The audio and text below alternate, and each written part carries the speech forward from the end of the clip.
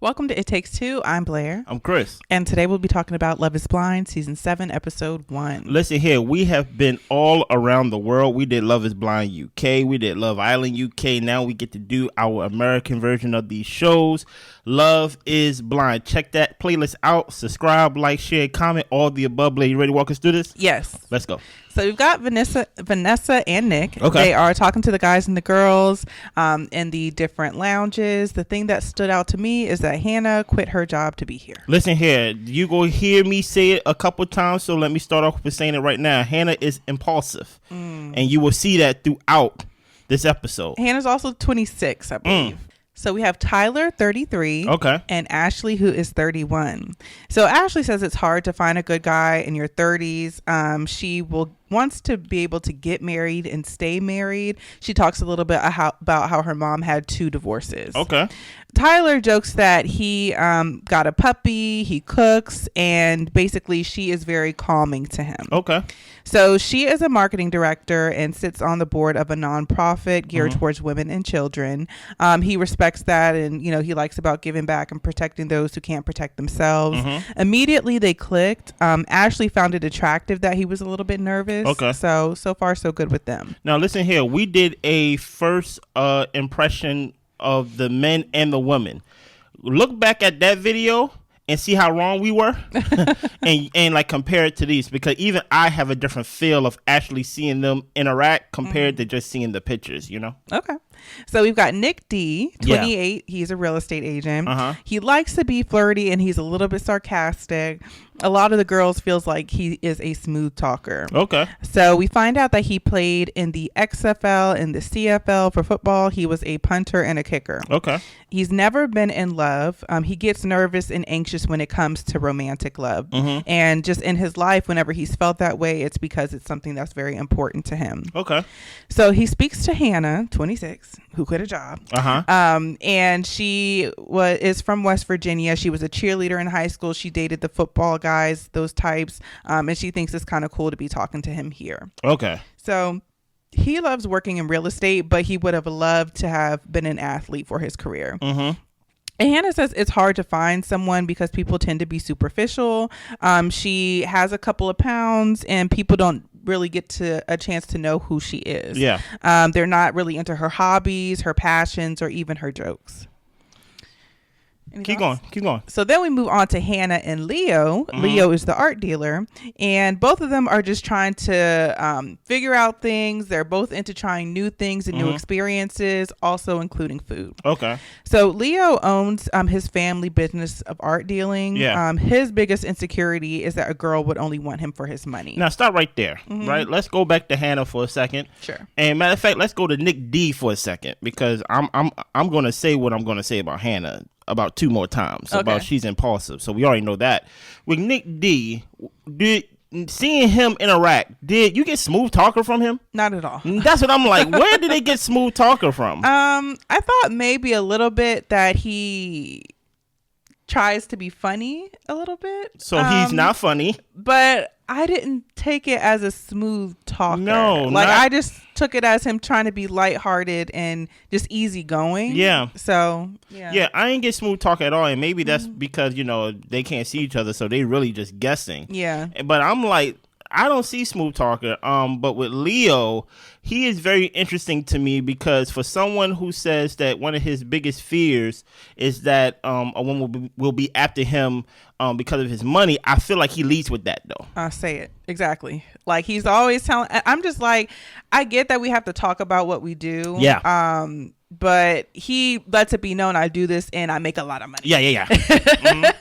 It's not enough. But I think that, with art dealers, I don't know much about the business at all. So he would have to tell me he makes a lot of money for me to know. I figure with art, there would be a lot of money in it. Yeah. But I don't know how successful the business is necessarily. So you're right. You're absolutely right. He tells you this is what I do, but also I'm filthy rich. I'm about to say, yeah. He don't have to lead with his career. You get what I'm saying? There's other ways that he can display that he is working and can support himself besides besides actually like, you know, look at my Rolex and things of that nature and using these type of, you know, it's like he's saying like this is my fear, but I feel like that's the only way that's the only method that he used to attract women. That's what it seems like. You know what I mean? But guess what? I'm only judging off at one episode. I could be 100% wrong. Let's keep going. What about Hannah? I thought you had a comment. No, I told you. You got to pay attention. I said she's impulsive. Okay. That's going to be my comment about Hannah throughout the whole first episode. Got it. I got to keep up. I'm sorry. Please. So we've got Leo and Brittany. So she's talking about she would be down for anything when it comes to travel and fun. She's here for a good time. Leo is more of the planner type. Brittany says she's single because she chases fun. Her exes are athletes and rock stars. Okay. She considers herself a trophy wife and wants to be with somebody who does the cooking, who will take care of the kids, because that's not really her ministry. Okay. Then we see Brittany and Garrett. She does beach cleanup and she also does skincare. He is a physicist. Okay. Now, for Brittany, she connected to Leo more. You think so? Yeah. How so? Just the way that they communicated and just the fact that he was basically willing to be, I don't know, just a partner to her in a way. Like I don't think so. It seemed like they clicked pretty well. I don't think so. I think initially, I don't know if it was this conversation or like a conversation down the line to where she was like, she don't believe in 50-50 and things like that. She believes in being taken care of. And I'm like, how do that even like deter him from his fears of being with someone that's not about his money? Brittany sounds like someone who don't want to do anything. Yeah. And like, why would Leo sign up for this experiment to where it's supposed to be so different to where you're supposed to actually like learn about a person? Because he could get anybody with his money, but it haven't worked for him. Well, my thing is, I think that maybe he's lying to himself in some ways. Meaning? Maybe he doesn't want somebody initially attracted to his money. Yeah. But maybe it will make him feel important and powerful to be able to care for a family or kind of take that role when it comes to a family. Potentially. So it might be a double-edged sword of, you know, if I can tell that you're thirsty after my money, I don't want you. But if I can kind of have this power dynamic with this person and kind of lead with my money, I enjoy that. Okay. If I'm making sense. Okay. So we move on to Garrett, who's 31. He talks about that if he's not working, he's spearfishing and just traveling and doing his hobbies. He just hasn't prioritized finding love. So we see him talking to Taylor. She's 29. We learned that they both played basketball. So far, Taylor is my favorite person on the show. So far, she's my favorite person on the show. So Taylor tore 2 ligaments in her ankle in college, and she really hasn't gotten back to playing since then. She did chemistry undergrad, and she works in policy. And of course, we know Garrett is a physicist. So they bond over some of their science things that they're into. She has a hydrogen tattoo, and he has some type of science something tattooed on him as well. Nerds. And they both just speak each other's language. Yeah, nerds. So in the lounges, Tyler and Ashley, is it Tyler? Yeah, Tyler and Ashley are feeling each other. That's what Ashley's sharing. Nick D is feeling Hannah. Okay. Tim talks about a story about how he bought a shirt out of spite because some woman he was talking to online said that she didn't like the shirt. So he went ahead and did that. And that made me give Tim a side eye. That's why I wrote it down, because I'm just like, are you argumentative and just do stuff just to spite people? Of course. Like, that's annoying in a relationship. So he talks about how he has been a dog in the past. He has had issues of just basically being with women. Okay. Tim and Alex, she is big into astrology. He has a lion tattoo, but he is a Virgo. He just likes the leadership qualities of a lion. Okay. Alex says both of her parents have MS. This was brought upon by basically him saying, like, what do you value about marriage compared to like a regular relationship, or what, you know, is important to that when it comes to you. And she's talking about just the vows that you take before yourself and God. So both of her parents have MS. Her dad's caregiver is her stepmom, whom he's married to. Yeah. Her mom was in a 15-year relationship, and when she ended up having to walk with a cane, he dropped her. And that showed her how important marriage is and that covenant you have with your partner. Yeah. Tim knows what to do when it comes to just being a man, being a stand-up guy, because his dad showed him that. And he doesn't question his parents' commitment to each other. We learned that both of his sisters passed away, and his mortality is very real to him, to the point like his word is his bond. Tim is probably my second favorite person on the show. What is your thoughts on just Tim and Ashley, I think? Alex. I like Tim and Alex. I like them together. By Tim's comment about the shirt, I was a little put off by that, because I'm just like, okay, like, what are you on? Type of thing. But they seem to connect, and it seems like he was able to get pretty deep and vulnerable pretty quickly. So I thought that was good, so that they could actually get to know each other, and really see if they clicked, and I think that they did. There's something that we're going to see in these next couple episodes, is that these men are very vulnerable, like to the point of crying. I'm not a fan of men crying, but with this experiment, you have limited amount of time. So you have to hurry up and open yourself so the other person can open, so you can actually make as much of an educated guess as possible. So I do like the fact that he was open with his life, open with his trauma, open with the fact that he lost both his siblings, and that he's the baby and things like that. And that, you know, like, and now his mortality is on his head. You get what I'm saying? On a first date outside of the pods, this would be too much. I'm blocking you. I'm not talking to you no more. But because this experiment is so unique, I am 100% with it. I liked it. Then in a quick scene, we see Ashley talking to Tyler about how he feels about like sharing phone passwords. And he says he's cool with it. Pretty much, he don't have nothing to hide. Listen, I have no problem sharing passwords. I also share the bill with you too. Are you gonna pay my bill? Okay. You're not gonna pay my bill? Then you don't get the password. Sorry. Let's keep going. So we move on to Leo and Brittany. She has a high pain tolerance. She imagines her mom dying and how painful that was. So she thinks about that whenever she has to do something that's painful. Leo shares that he grew up well off. He wasn't expecting to take over the business right away, but a lot of his family got cancer pretty quickly. We learned that his grandparents got cancer, and then his parents. It was all within like a 3-year span. He got his inheritance all at once very young. And the business that he has does very well. Brittany says, brings up in a marriage like finances, how would you split the bills? Leo doesn't believe in paying for all of it, but he also wouldn't want to do 50-50 if he makes more money. So he just wants them both to be invested in the relationship, so they both should put forth money into their life. Now, here's what I think you're talking about with Leo. For someone who talk about how much they fear someone being after their money, you're leading with it. You get what I'm saying?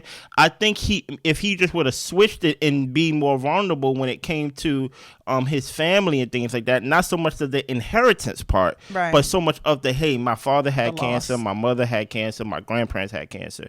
And because of that, I had to take on the business at a very young age. That sounds very different than, hey, I got all my money at once. I am pretty well off. You get what I'm saying? Because now you're talking to a woman who been going through experience after experience after experience, and she can't help but think, even though I can't see, love is blind, you are definitely painting a picture for me and painting a future for me that is like, you know, oh, maybe I should just pick you because I will not have a life of basically financial hardship. All right. Dude, you get what I'm saying? That's not fair. That's not right. So he says that he is insecure if a woman would want him only for his money. Well, stop saying it. Then he would need some assurance that she would be with him throughout the highs and the lows. I can lie. And Brittany says marrying money would have been easy for her. She could have done it a long time ago. But it's not something that she wanted to do. They talk about baby names. She actually wanted to name a child Leo, but he's like, nah, not feeling having a junior. So then they talk about names like Levi and Blaze. What are your thoughts? So my thoughts about that, number one, Brittany, I don't necessarily know if you could have married for money. Come on. And the only reason I say that is because I don't know how many people you were being taken seriously by. And that has nothing to do with Brittany per se, but the lifestyle of the people she was dealing with. I think you got to do with Brittany too. Oh, okay. I think Brittany's a little airheady in my opinion. Okay. I don't think she's all the way there with us, in my opinion. I don't necessarily feel that way. I think Really? her personality is just more of a bubbly personality. But of the things that she's into, I think that it takes a level of like knowledge and skill. When it comes to being an esthetician and doing the beach cleanup and stuff like that. So I think that, and I think we learned that she wrote a book as well. So I think she just presents a certain way. Hey, she could be book smart, but in the everyday life of getting through from point A to point B, I don't think she's all the way there. I think she's a little loopy and a little goofy too. You get what I'm saying? Okay. So for me, when it comes to Leo, and then this conversation that they had about money, I just feel like she wants to be taken care of. Like she said, she's a trophy wife. And if he is going to put it out there that he has money, like she's absolutely going to want to take the bait when it comes to that. Yeah. And I think that he knows that as well. My other thing though is about this money conversation is that, like we said, like if he doesn't need to tell people that he's so well off. Okay, you're right. I guess it doesn't necessarily bother me, but I'm just saying if it is a true insecurity, that's why I keep thinking that he's lying, because I think he enjoys the fact that I also think he's lying too. You're right. He is well off and that he can play into it and have this like power dynamic or whatever the case he might have with people. But I also feel like you want her to know this because you want a certain reaction. Yeah. But anyway, I'll move on. And also, just to go on Brittany, she said she's a trophy wife. Who says that? Like someone like that's why I'm like I don't think she's all the way there. I don't think her intellect is all the way there when it comes to just everyday functions and things like that. Who says I'm a trophy wife? Like you rather are or like you not. So it's like it. But the thing is, that's a goal for a lot of people this day and age. But that's something that is bestowed on you. You just don't say I'm a trophy wife and then you sign up for Love Is Blind and things like that. Like at the end of the day, it did not work out for you. You're nobody's trophy. Okay. You're on the show. With Leo, with Tim, with Taylor, like you're single. You get what I'm saying? Okay. So we're in the men's lounge. Leo says that he's grateful for the time, he's had with his family. Yeah. He grew up well off. He wants a wife that's curious. That's something he likes about Hannah. Yeah. That she just wants to learn a lot. But he's also into Brittany. Okay. So we see the date with Leo and Hannah. He tells Hannah that she was in his dream. He likes that she doesn't ask about his job. He likes that she wants to know him for who he is. And Hannah was like, yeah, she thought the job thing was cool, but she really doesn't know what it means. But, he appreciates that she's mature. Okay. So, yeah. So then we go to Hannah and Nick D. She describes her hair, her outfit, what she's wearing. Hannah says that she doesn't have a type, but an athletic hot nerd is kind of what she's into. Okay. She feels that she knows what he looks like based off of how he's been talking. I don't think you do. She says her mom is a smoke show. She's nurturing. He's looking forward to spending some more time with her. And then they're just constantly like, basically like they would be complimenting each other. Yeah. He tells her that she's beautiful and sexy, and they're both pretty much into each other. Nice. So in the ladies' quarters, the girls think that Nick D is too smooth. They tell Hannah that he is not the love of your life, girl. Garrett ended up setting a game night up with Taylor. And Taylor talks about her parents. Her dad built their family home. He taught her a lot. Yeah. Her mom is an angel and a gangsta, but she doesn't want to give away her mom's first name because that would give away her ethnicity. Okay. Garrett has only dated white girls in the past. And he tells her that she's kind of calculated when she talks, and it at times makes him wonder what she's hiding. Yeah. It feels in a way like a curated image. Taylor is a little bit upset to hear that she's coming off as calculated because that's not what she wants to do. But she's really being intentional about not sharing her looks because she wants to make sure 100% that the person is there for her personality. Okay, that's fair. And Garrett says that he needs to know more about who she is. They both agree that they both do. But she ultimately needs to feel like she's enough just for who she is as a person. Do you feel like Taylor was calculated in her responses? I feel like I'm right down the middle a little bit. I don't know if calculated, but I think she was. I feel like she was careful or cautious. I don't know about. It's like, hey, we're dating. It's like I'm not going to share everything with you. I'm not going to share. It's almost as if it's like I don't want to say she's teasing, but I think she's respecting herself while respecting the process of I'm only going to share this much on the first date. And if we get further along, I'm going to share more on the second date. I don't think it's calculating, but I think just this experience create some type of anxiety. Yeah. And sometimes it could just be more in your head, Garrett, where really it's a normal process to not share everything all at once. I don't think she was being as calculated as if she's intentionally like, I'm not going to tell him this outside of her mother's first name and things of that nature. But even that did not have to be brought up, in my opinion, because I'm like, there's no reason for me to even ask. Like if you was to ask me what is my mother's name, I'll tell you by her last name, Mrs. So-and-so. You get what I'm saying? Mm-hmm. So I think just this experiment just create anxiety in certain ways, but I don't think she was as calculated.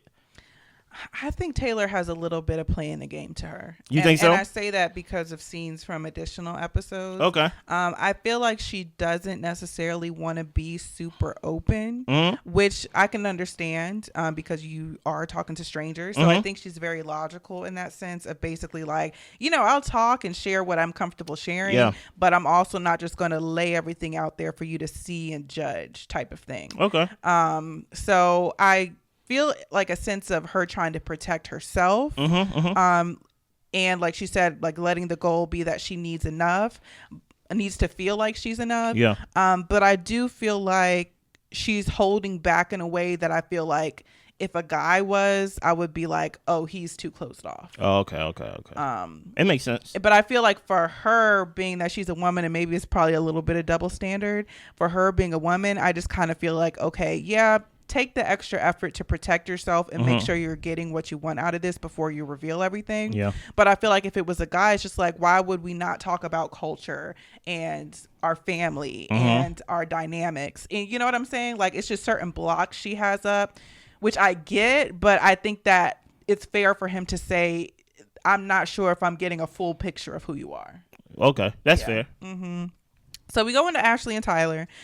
They both cooked for like the guys and the girls. She made some eggs. He made some type of like stuffed French toast situation.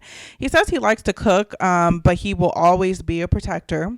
They both talk about wanting to skydive, and she really wants to skydive the day before her wedding. Okay. His childhood was a struggle. He was raised by his mom. His mom is Serbian, and she was basically disowned from her family because she had children by a man of a different race. Okay. So she raised 3 children by herself. Her mother ended up getting cancer, which is Tyler's grandmother, and he really didn't know how to console his mom and what it meant to her to hug her and tell her he loved her. That was just not something they did in their household. Yeah. He tells what's her name, Ashley, that she is his girlfriend now, and they're both cool with it, and they're looking forward to talking to each other some more. Only thing I have to say about them is basically what I have to say about Tim and these other guys that we're going to see these next couple of episodes is that these guys are not holding back of being open, right? And I think that's why it makes Taylor seems kind of like a little guarded, or maybe calculated is like the word, because everybody is literally putting it on the table, and she's kind of like, I'm gonna wait. You get what I'm saying? You gotta be my boyfriend first. You get what I'm saying? So like, I like where they headed so far in just this first episode. I'm sure there's more to them that we will get into. Yeah. So then we get to the men's quarters. Yeah. Leo is talking to Garrett and the other guys. He's talking about how Brittany is a lot like his ex. He's a lot like Brittany's exes. He feels they would be attracted to each other outside the pods, but Hannah and him, he doesn't think they would cross paths outside of the pods. They wouldn't have. The guys think that Hannah is a little bit too young.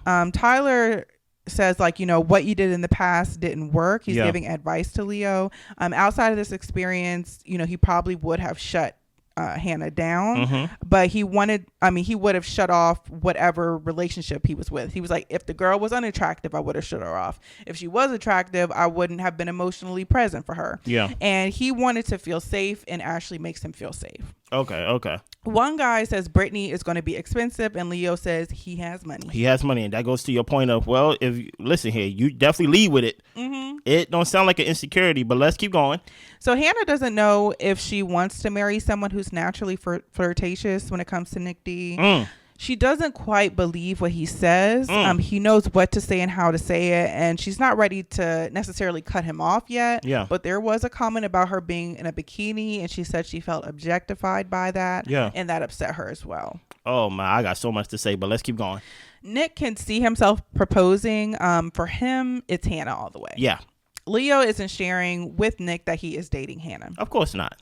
So we get to Hannah and Nick. Yeah. She tells him that she has some concerns. And she asks him, why is he really here? And Nick says that dating didn't work for him in the past. He hasn't found the qualities he's looking for in a partner.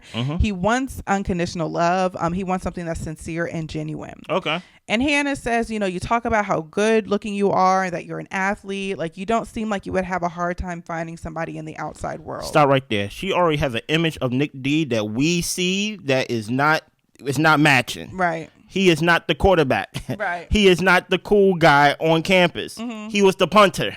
He was the kicker. He is not this suave, smooth guy that you think. He's the nerd. You get what I'm saying? That knows how to kick the ball far. Let's keep going.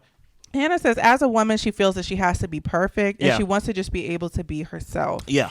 And Nick says, what you're describing is what I'm looking for in a wife, just somebody who is who they are. Yeah. Hannah is scared that he likes her because he thinks that she's hot. She says she's not a Victoria's Secret model. Okay. Basically, she has a gut feeling about him that she doesn't like. She is struggling. She thinks that they would have a great life together, but she doesn't know if he would fully accept her. Yeah, she says she has some flaws and things of that nature. So he reassures her and tells her that he, is into who she is. She doesn't know what she wants to do. She doesn't know if she wants to end things with him. And he's like, you want to end things with me? Yeah. And basically, she thinks her connection is stronger with other people, and Nick wishes her the best. I'm going to tell you exactly what Hannah has. Hannah has something called the ugly duckling syndrome, right? To where she's projecting, right?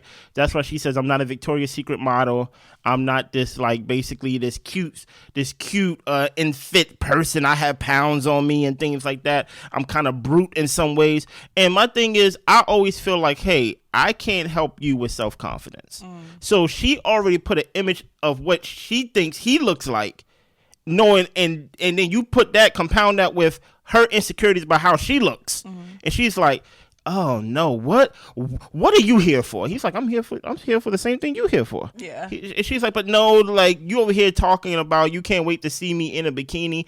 I don't know if y'all paid attention to Hannah. Hannah be saying some things too. I'm not gonna say it's so far as objectifying, but basically saying, listen, I know we can have great sex. I know we gonna do all these things. And I'm just like, Nick did not do anything that was so outlandish, in my opinion, that would make her feel like he's not there for the right reasons. I think she's impulsive, the same girl that quit her job to be on the show, the same girl that's basically listened to everybody tell her about her man, you get what I'm saying? And she's basically projecting her insecurities on him, basically saying, I'm not going to be good enough for you. And that's what I call the ugly duckling syndrome, in my opinion. What is your thoughts? Yeah. I do. I think that it's Hannah's insecurities that are pretty much like speaking and screaming in her head. It doesn't help that the other girls aren't feeling him either. Yeah. And maybe she feels like she's missing something or it's something that she's not quite catching on to. And that could be another insecurity of the fact that she's the youngest in the room. So maybe they have more experience. Maybe she really is missing something when it comes to him and his personality. But I just think that with Hannah, she needs to trust her connection with Nick. I feel like Nick has been pretty like forthcoming and honest with her. And even to the questions that she was asking, like I felt like he didn't stutter, like he didn't backtrack, he didn't try to, miscommunicate or change his intentions about things. Like he has pretty much always been for Hannah. And like you said, like I think it's just the ugly duckling syndrome to where she kind of can't imagine that he would be into her. And so she's pushing it away in different regards. You're right. But, I know things are going to move forward as we, go along in different episodes, but I just wish that she wouldn't have allowed her insecurities to take over her in that moment. We'll see. Yeah. So Brittany walks into the ladies' lounge and she, basically is just talking about, oh my gosh, like I had a great date, Leo. And she's like, oh dang, she didn't mean to say Leo's name. So at this point, since Hannah broke things off with Nick, Leo was her number one. And she's a little bit devastated to hear that Brittany is talking to Leo as well. And that's what I mean when I say Brittany's a little airheaded. She comes to the room and just shout out the name Leo for no reason. You get what I'm saying? And she's like, oops, I ain't mean to say that. And then just walk off. What is your thoughts on the first episode? I thought it was pretty good. I liked having older group of people. Okay. I felt like the conversations were interesting. I felt like you said like people were pretty much open from the jump. Yeah. So we can really like see who these people are. But yeah, so far so good. Hey, listen here. I want to encourage y'all. Make sure y'all comment, like, subscribe. We gonna try to release at least 2 episodes a day. Make sure that y'all comments is only for episode 1. We already seen all the episodes, but don't spoil it for nobody. Keep the comments to episode 1. What I think about this episode, I think Hannah is impulsive. I think Leo, to your point, is lying about his insecurities. I think he leads with money. I don't really know much about him outside of his career. Yeah. I like Taylor. Taylor's my favorite person. Tim is my second favorite person. And so far, I'm enjoying, based off of the first impressions we did with just the pictures, I'm liking this cast. I'm feeling like this can be the best season of Love is Blind. I'm feeling it. Yeah. I could be proven wrong, though. Is that it? That's all I got. Listen, make sure y'all check us out for the next video. Y'all be good. Bye.